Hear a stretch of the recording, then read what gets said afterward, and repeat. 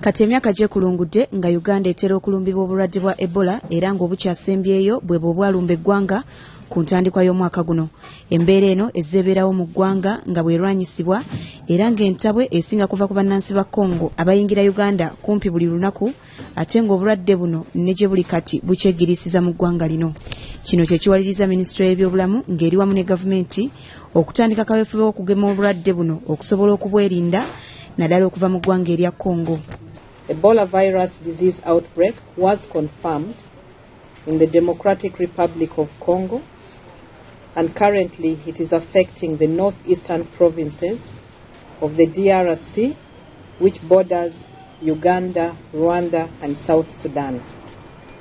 As a neighbor to the DRC, Uganda is on high alert due to the high risk of the Ebola virus disease threat. The Ministry of Health would like to inform the public and the entire world that it will conduct compassionate use of Ebola vaccine for health care and frontline workers and ring vaccination in Uganda.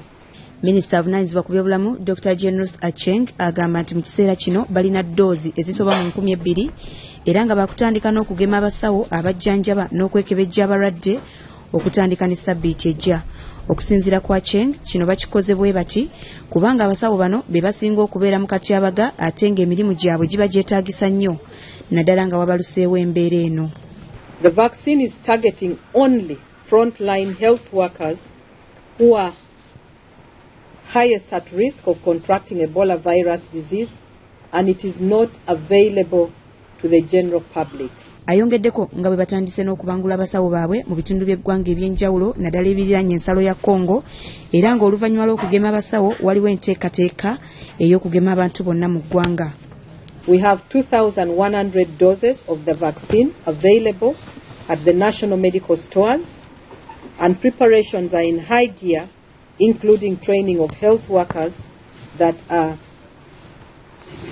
to be targeted.